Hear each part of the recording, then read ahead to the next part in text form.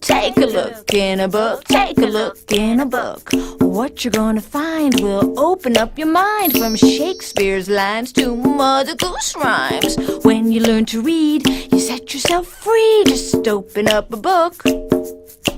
Take a look, take a look, yeah! Hi, welcome to First Steps. I'm Ellen Phillips, Head of Children and Teen Services at the Enfield Public Library. First Steps is a 6-part series that informs Enfield residents about early education issues in their town. The show's segments include story times, book talks by Enfield students, and lots of information on how you can help your child to succeed even before school begins. In our Raising Readers segment, we'll give you many practical tips for encouraging early literacy in your child. Today, Lisa Jordan will discuss narrative skills, your child's ability to describe events and retell a familiar story, which will help them when it comes time to learn how to read. After that, we'll hear from Lori Siegel and Connie Mazzetta on speech and language development in preschoolers. Please stay tuned and enjoy this episode of First Steps.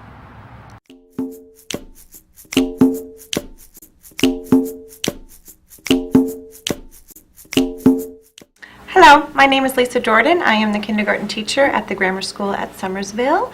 I'm here to talk with you today about ways to enhance narrative skills with your children. Narrative really is story. You know, I wanted to share with you some ways of making storytelling and enhancing sort of their ability to tell stories in really fun and creative ways. We're really understanding that literacy is truly at the heart of your child's education. They must, become literate people. We want them to not only learn to read, but learn to love to read. So, a great idea that you can start with is to sort of foster the idea of storytelling is you can choose any 2 objects in your household, and truly any 2 objects. I mean, clearly safe objects because we're going to be handing them around.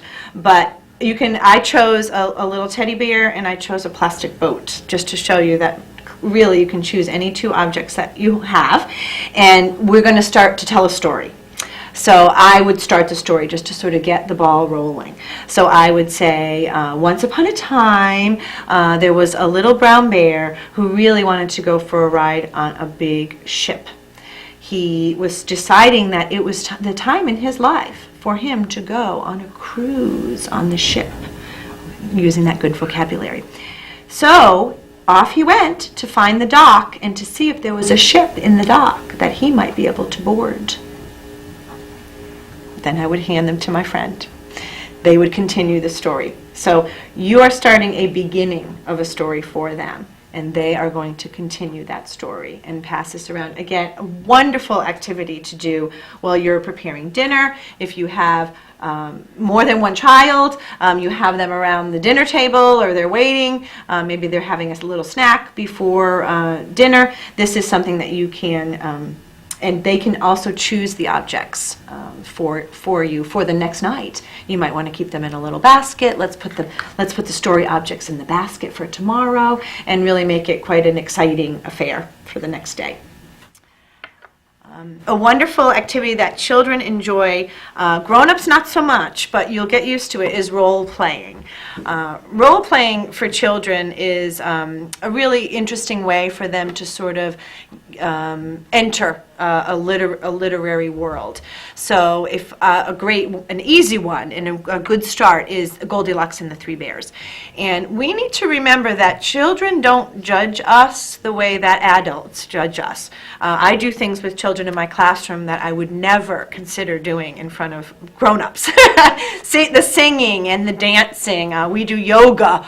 I do things that, if I wouldn't want to be seen sort of, acting like that in public. public and role playing. But children don't look at things that way. Children look at it as an opportunity to immerse themselves in a story. So you can assign parts. This is a great thing to do in the summer with friends, with neighbors.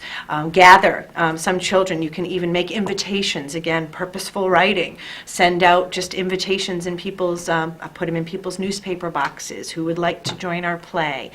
If you wanted to go all out. But you can do this on a daily basis in your home. Goldilocks and the Three Bears. You need, a couple of stuffed toys, but also just 3 little chairs. And you assign roles. They come in. What do you know about the story? I remember what happens at the beginning. We want to start using that language. I remember that Goldilocks was a girl and she went for a walk. Yeah, I remember that. Well, let's start. Where was Goldilocks? And so we can start walking. And what did she do next? She found a house. And what did she do when she knocked on the door? You can knock on the door. Again, children think that this is wonderful. It takes some getting used to. You may want to practice, sometimes even just in the mirror or on your own. But children think that this is just phenomenal, any kind of role playing. Another great narrative skill for children to have is to be able to retell a story.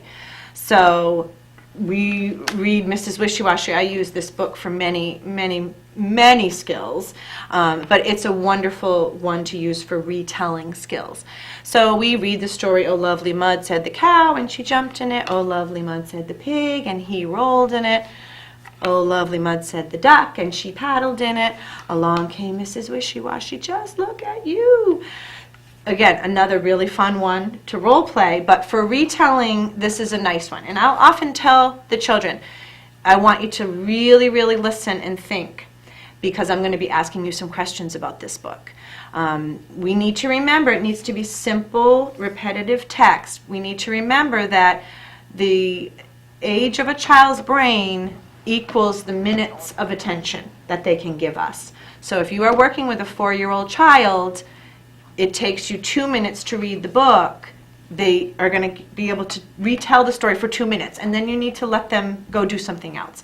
Not to say they can only do 4 minutes a day, but we're trying to really make sure that these activities are fun, stress-free. You don't want to turn it into a sort of testing situation. So I would say, well, do you remember who came along first? Which character did we meet first in the story? Oh, it was a cow. And what did the cow do? Oh, he did jump in the mud.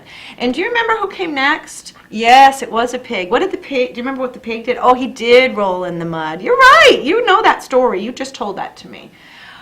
So retelling is a wonderful activity for children, really at all levels. This will continue up throughout their education, but very important at this age.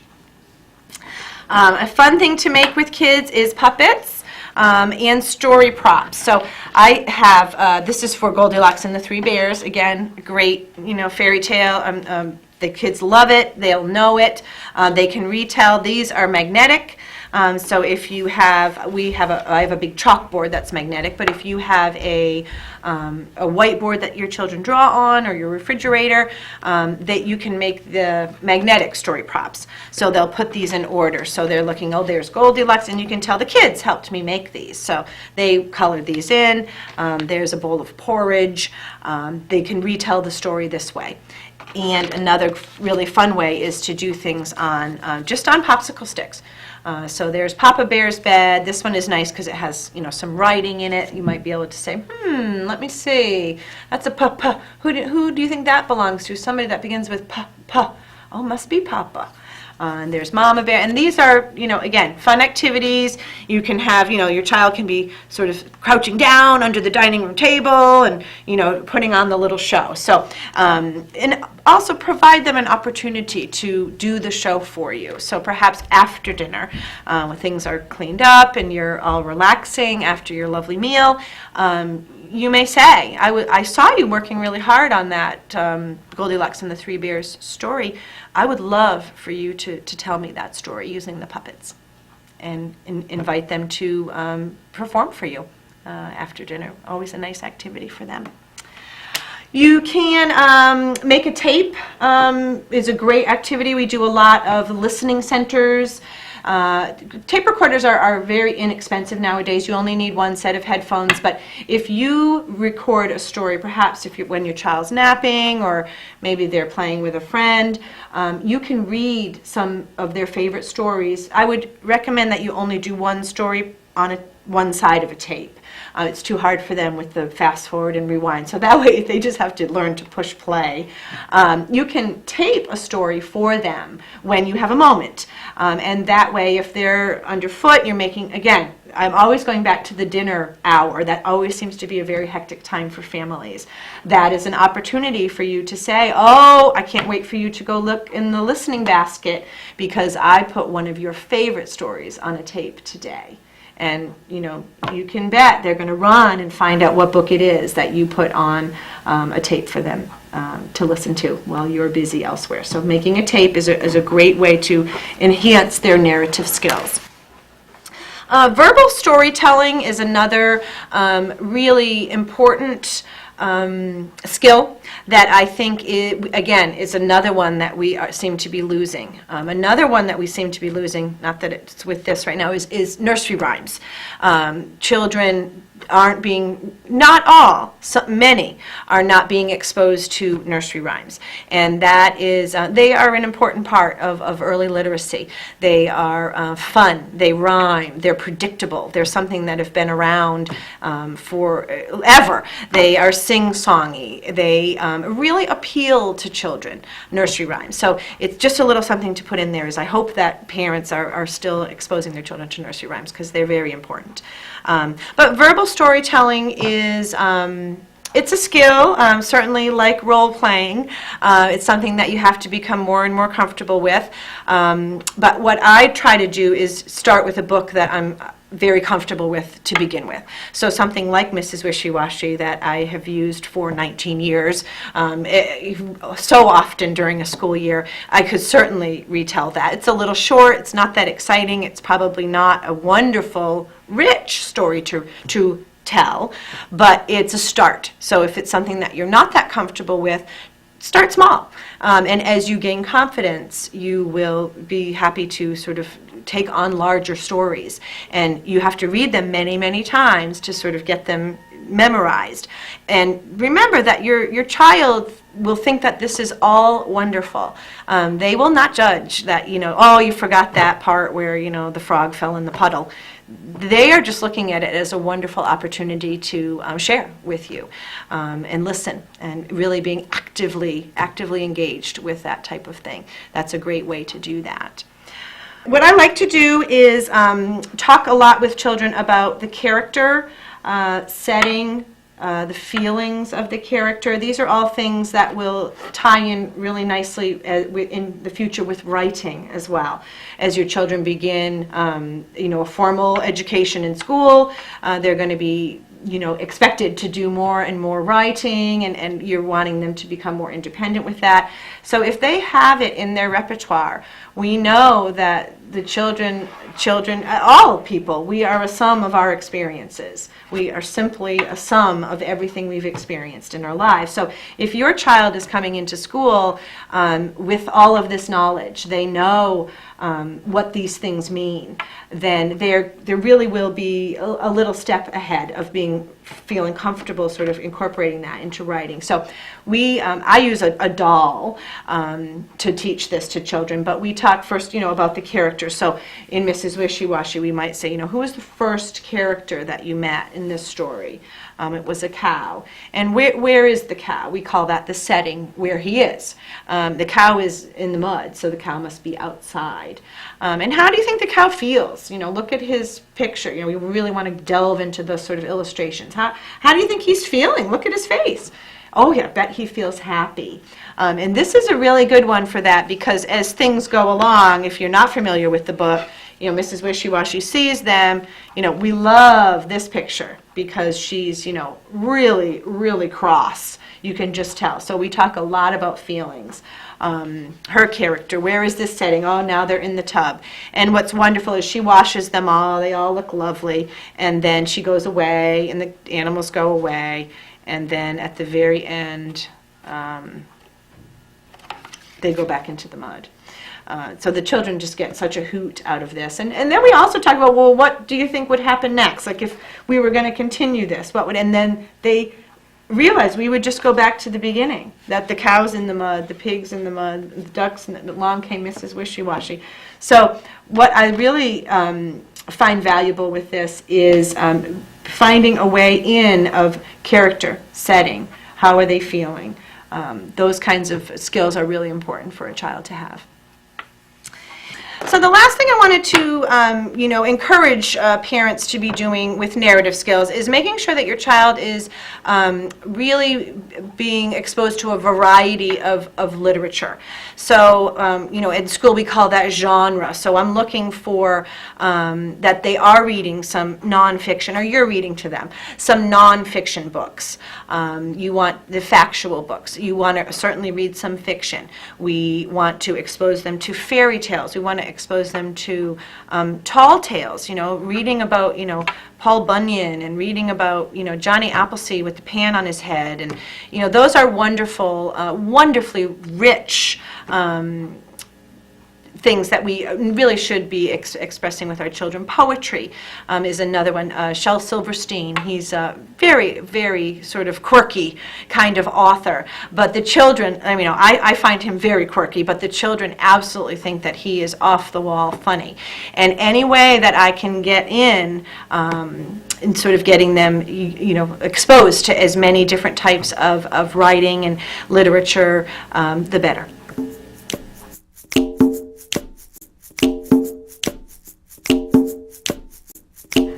Hello, I'm Lori Siegel. I'm the Department Chair for Speech and Language with Enfield Public Schools.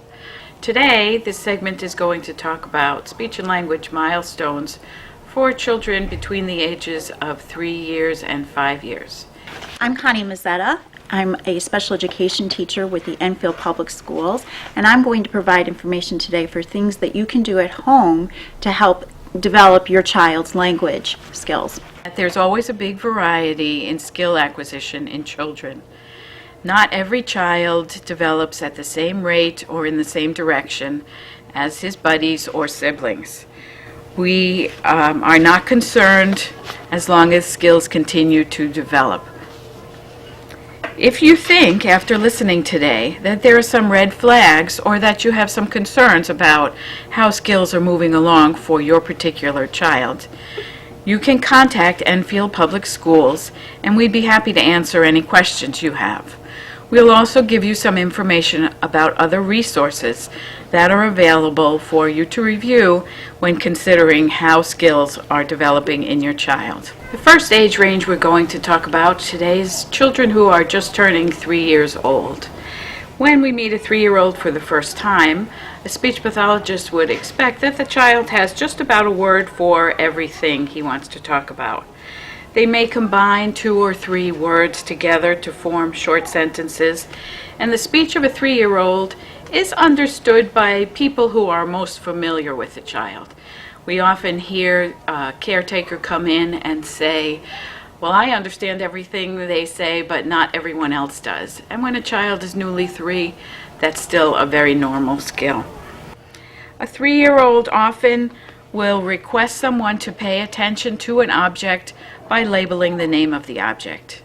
In terms of hearing and understanding, 3-year-olds are just starting to understand basic concepts like go and stop, big and little, up and down, and they're able to follow requests, usually 2 requests together in one sentence, like go get the book and put it on the table. In terms of things that parents can do at home to help increase language development for their 3-year-old is something that you're going to hear us say over and over again. It's important to read to your child every day, even at this very young age. Choose books that have simple plots and talk about what you're reading. Describe the pictures and using verbs, and ask your child to label what they see in the pictures. Talk about what you are doing while you are doing it. Use words like off, on, under, and verbs, such as we're tying your shoes now. Make up simple songs or rhymes to encourage language play and vocabulary development. Now for between the ages of 3 and 4 years old. For students of these age ranges, we'd expect them to talk about activities and experiences, perhaps what they did at school, at daycare, at a friend's house. They're starting to talk a little bit more clearly, and now people outside of the family can start to understand everything a 3 or 4 year old might say. The sentences at this age range are getting a little bit longer. A little rule of thumb you might want to keep in mind is 2-year-olds are expected to combine 2 words, 3-year-olds 3 words, 4-year-olds 4 words together, and then it really takes off after 4 years old. Between the ages of 3 and 4 years old, students are speaking much more clearly, and there isn't a repetition of syllables or words when they're speaking. For hearing and understanding, kids of this age would hear you from another room, might come when you ask them to come, but definitely hear you and hear television, radio, and music at the same loudness levels that any adult would listen. The students at this age are also starting to understand WH questions. Those are who, what, where, and why. You can help develop language skills with your child at home by saying a short sentence and asking your child to repeat it. Teach your child to say his name and the names of other family members and close friends. Between the ages of 4 and 5 years old, children are sounding even clearer when they speak. They use sentences with lots of details, and they are able to tell stories that stick to one topic. They're able to communicate easily with other children and with adults, and most speech sounds are clear, though if they still have a few errors, that's still considered normal development.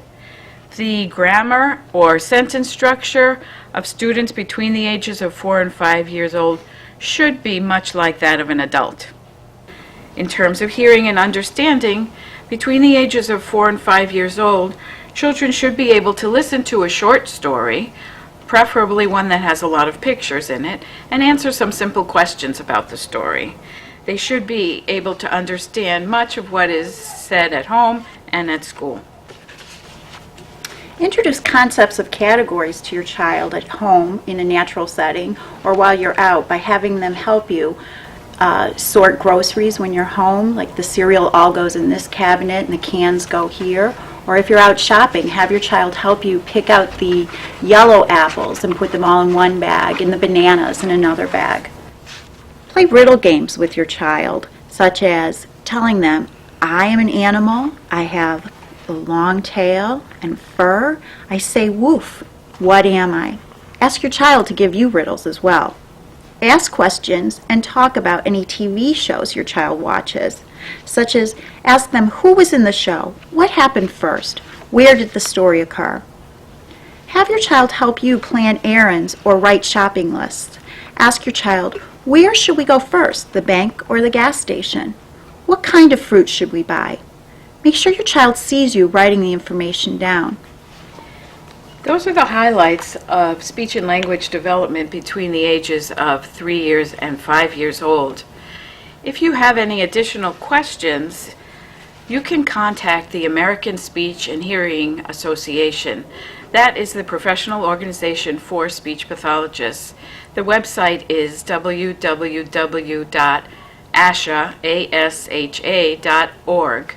and they have an array of materials available for little to no cost. I have samples of some of the materials that are available.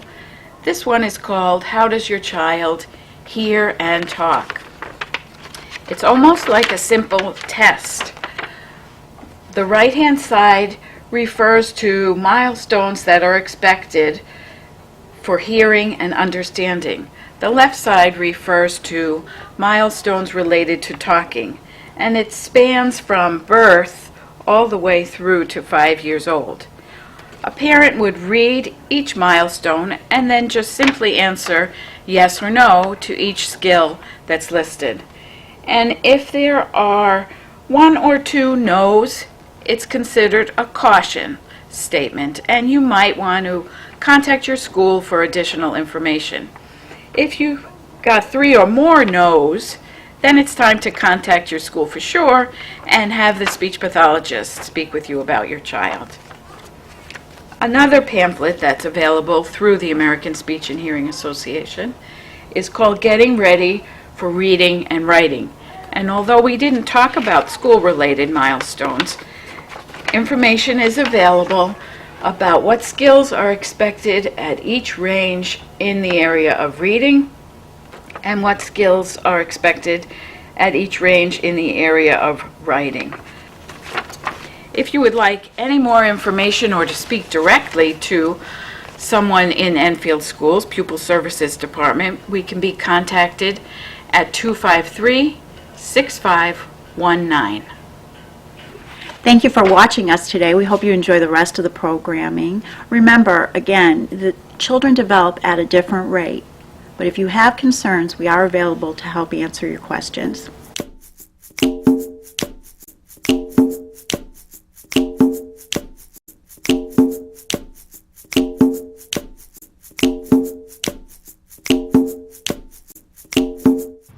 Our Around Town segment for this week takes place right here at the library, which is one of the best resources for making learning fun.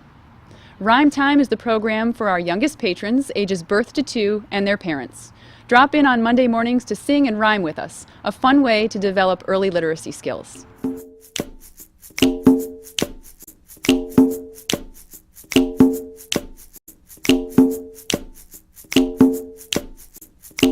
Hey diddle diddle, the cat and the fiddle, the cow jumped over the moon.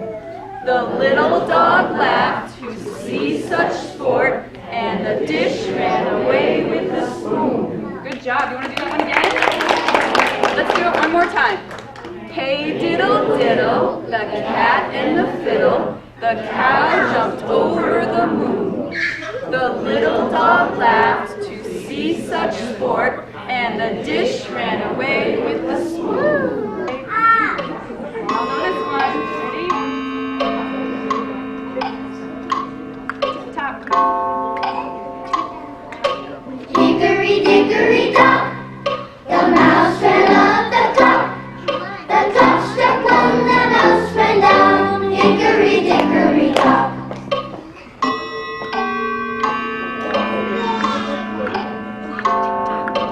Hickory dickory dock, the mouse ran up the clock. The clock struck one, the mouse ran down. Hickory dickory, hickory dickory, hickory dickory dock. Two little blackbirds sitting on a hill. One named Jack, the other named Jill. Fly away, Jack, fly away, Jill. Come back, Jack, come back, Jill.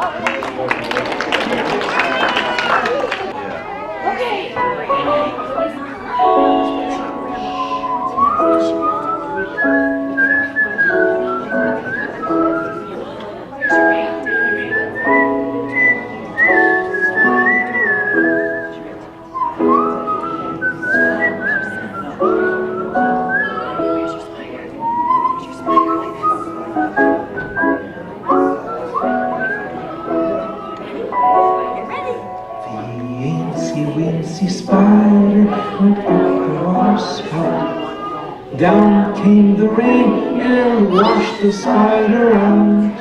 Out came the sun and dried up all the rain. And the wincy spider went up the spout again.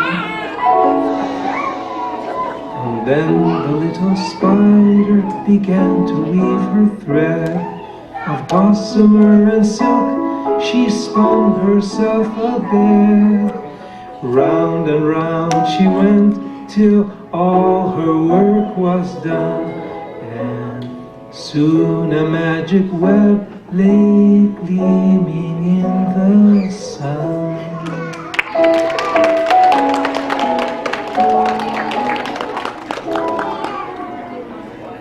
Little boy blue, come blow your horn. The sheep's in the meadow, the cow's in the corn. Where's the little boy that looks after the sheep? Under the haystack, fast sleep. Oh, what are these? Monkeys. How many? 1, 2, 3, 4, 5. Show me 5. 1, 2, 3, 4, 5. Ready? 5 little monkeys jumping on the bed. One fell off and bumped his head. Mama called the doctor and the doctor said, no more monkeys jumping on the bed. 4 little monkeys jumping on the bed. One fell off and bumped his head. Mama called the doctor and the doctor said, no more monkeys jumping on the bed. Now how many monkeys? 3 little monkeys jumping on the bed. One fell off and bumped his head. Mama called the doctor and the doctor said, no more monkeys jumping on the bed. 2 little monkeys jumping on the bed. One fell off and bumped his head. Mama called the doctor and the doctor said, no more monkeys jumping on the bed.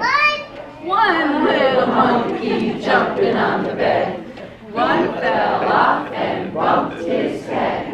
Mama called the doctor and the doctor said, no more monkeys jumping on the bed.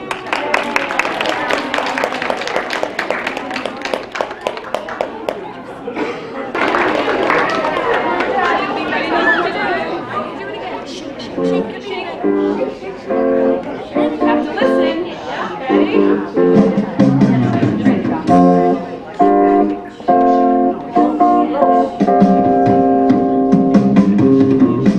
Shake, shake, shake your beanbag.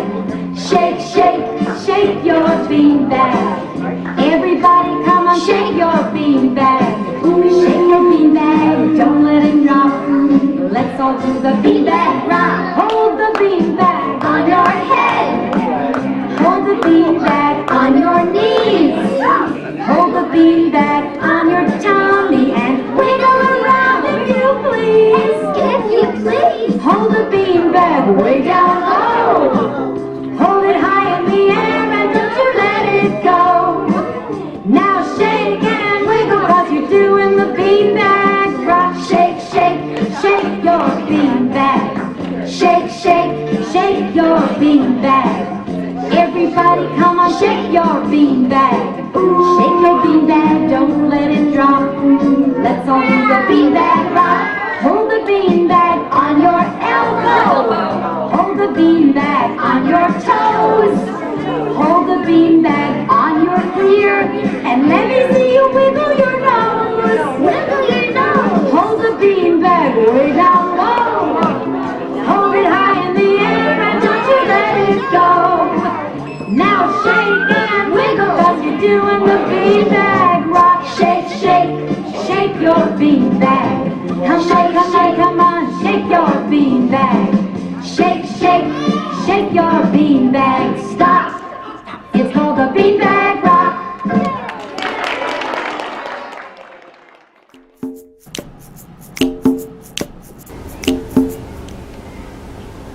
Hi, I'm Avery Ketchell from Eli Whitney School.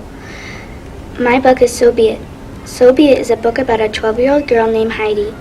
Heidi doesn't know anything about her past because her mother is mentally challenged. She does not know who her father is or any other family members besides her mother.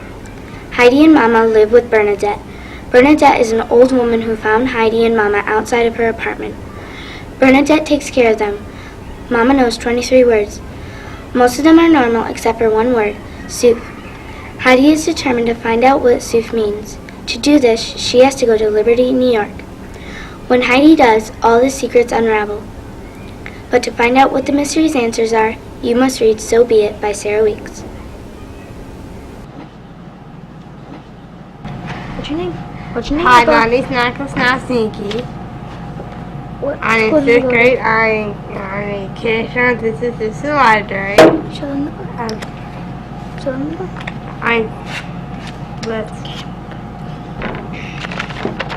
That counts as the name George the Little Monkey, the name with the yellow hat people in the library. Churches at the story. Howard in the library. My favorite part of this book is when George takes the book's cart and rolls faster and faster around the library.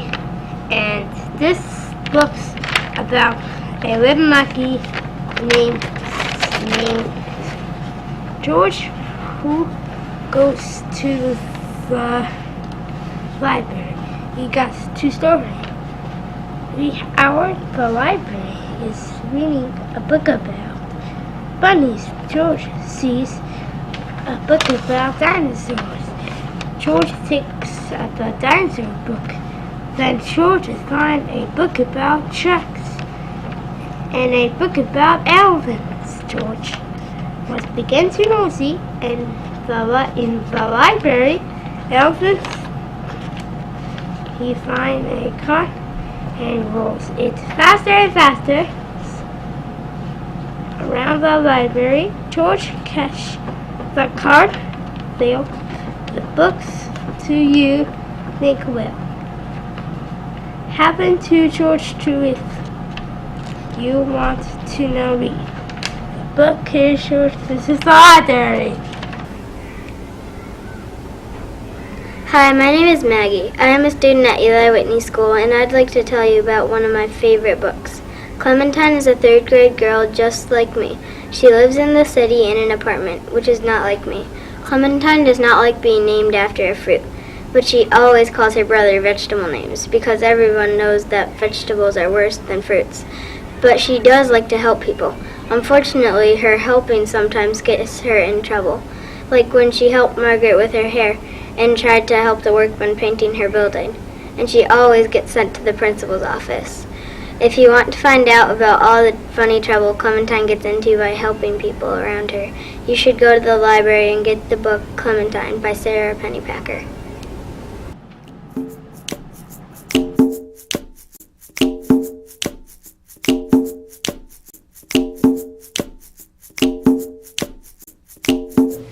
You know, when you read, it doesn't matter whether you're young or whether you're old, you can always enjoy a good book. And today I have one of my favorites.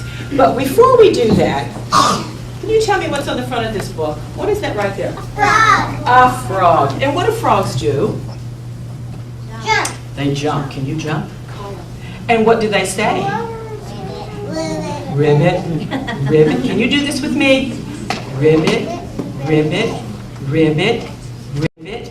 I have a little frog. His name is Tiny Tim. I put him in the bathtub to see if he could swim. He drank up all the water, he ate up all the soap, and then he burped last night from a bubble in his throat. Ribbit, ribbit, ribbit. Very good, very good. Well, today I brought the book, Jump, Frog, Jump. It's written by a man whose name is Robert Palin, and the pictures are by a man named Byron Barton. But in order for me to read this book, you must help me. You must say, jump, frog, jump, when I point to you. Can you do that? Let's try it. Jump, frog, jump. Very good. This is the fly that climbed out of the water.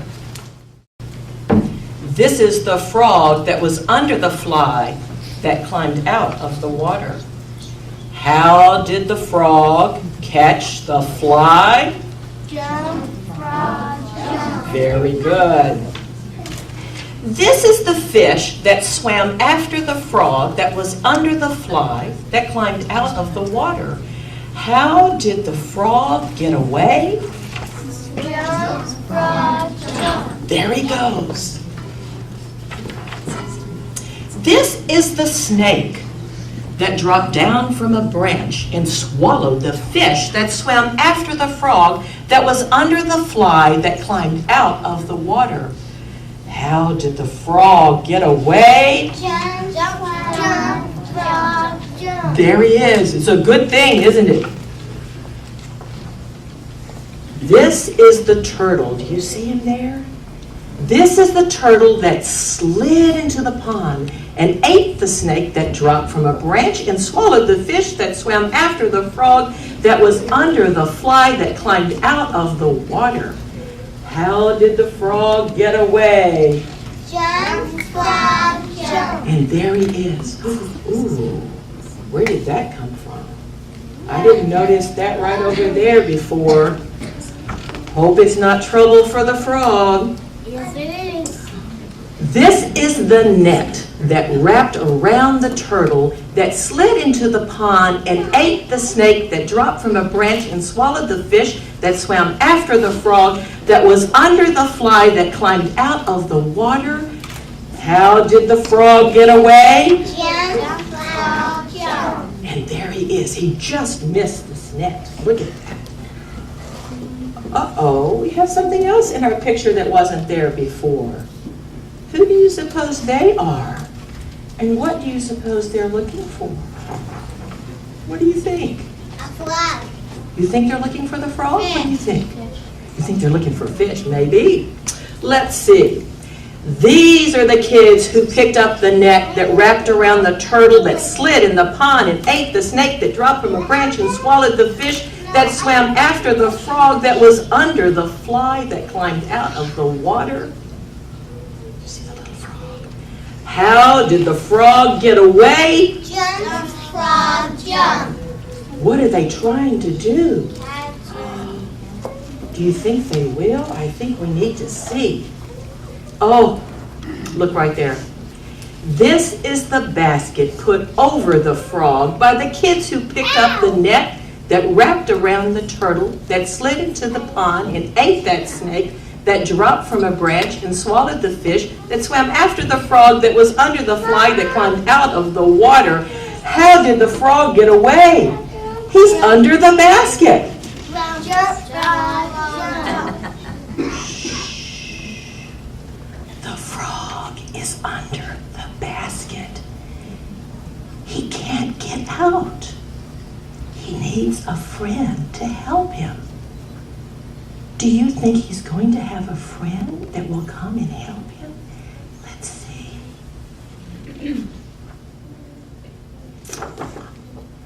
Jump, frog, jump. Thank you.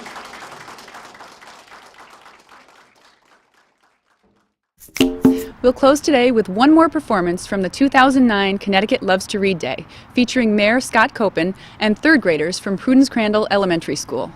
Thanks again for joining us for First Steps, and remember, it's never too early to help your child take the first steps on the path to reading.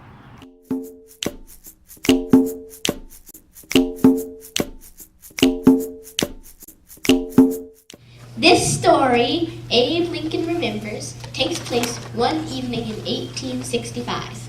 President Abraham Lincoln sits quietly in the White House. He is waiting for his wife, Mary. Tonight, they will go to a theater to see a play. It has been a long time since the president has allowed himself an evening of rest. While he waits, he thinks about his life and his long journey from his small log cabin in Kentucky to the stately White House in Washington. It was a journey filled with the greatest joys and the deepest sorrows. Today, Mayor Copen will be our Mr. Abe Lincoln. When I was little, the cabin we lived in was small, with one room and one window. At first, I thought the sky was square, like a piece of cut cloth. I could only see 2 birds in the sky and 1 squirrel in the tree. When I got bigger, Pa told me my legs were like a colt's, and he was afraid I'd fall down. They were so long and shanky. Sometimes I went to school, but I don't suppose those days would add up to much more than a year. I'd fold up my legs like an umbrella and sit quiet at the back of the schoolroom, gulping down learning like water. But Pa wouldn't allow me much schooling, making me chop wood, build fences, plant corn, and drive the horses. I did learn to read, though. Got some history and my numbers. I practiced them on the back of the fire shovel. For soot and ashes make a fine slate, and I would do anything for a book. I'd read any chance I got and dreamed of freedom, of rising like a hawk into the sky to some fine high place. It was time to move on. I left, no money in hand, no second shirt, just a handkerchief around a piece of cornbread. I worked on a flatboat and in a general store.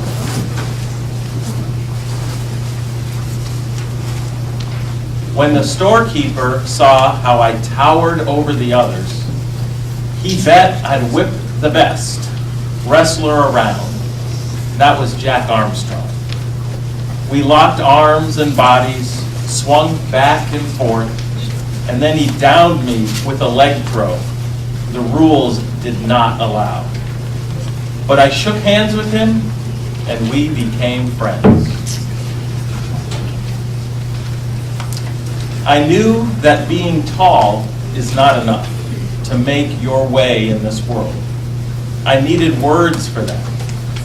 When I studied to become a lawyer, I practiced my cases out loud as I walked, learning how to use words like a leading rein on a colt to take people where I wanted.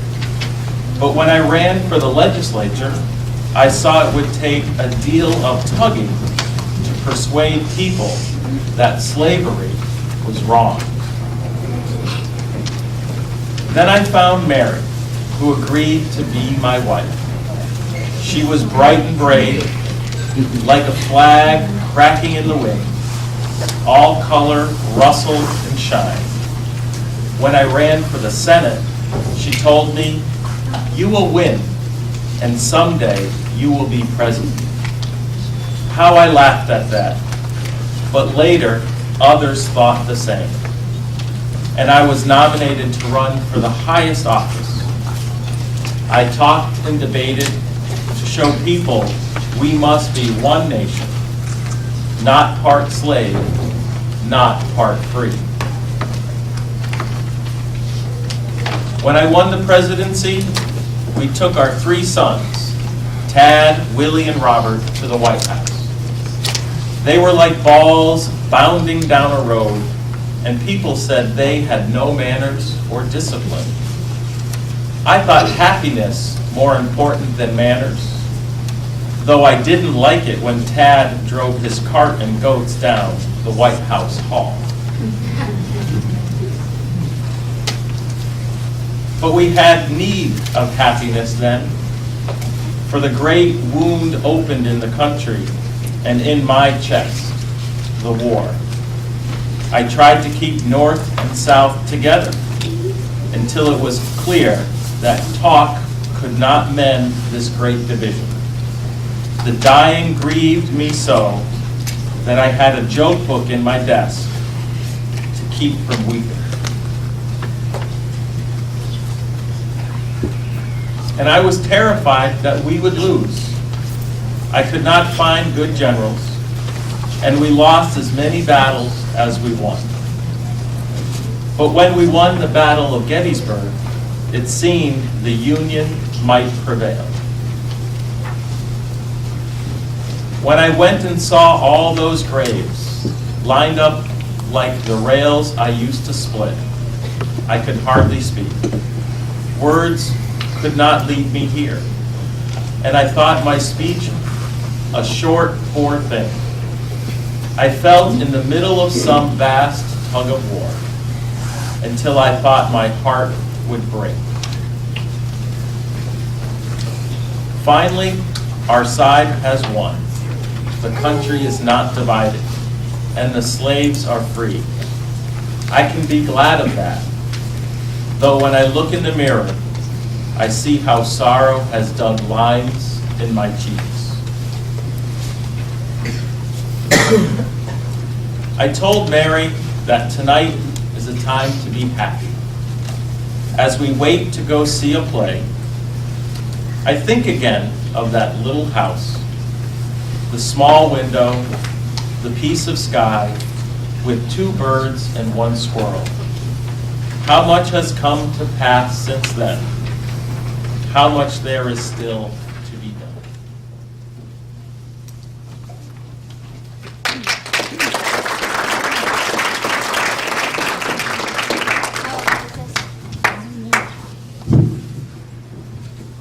Mr. Abe Lincoln was shot by a man, John Wilkes Booth, at the Ford's Theater that night, April 14th, 1865. Sadly, he died the next morning.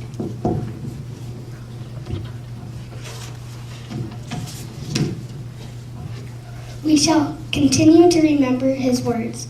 These dead soldiers shall not have died in vain. Our nation under God shall have a new birth of freedom, and that government of the people, by the people, for the people, shall not perish from the earth.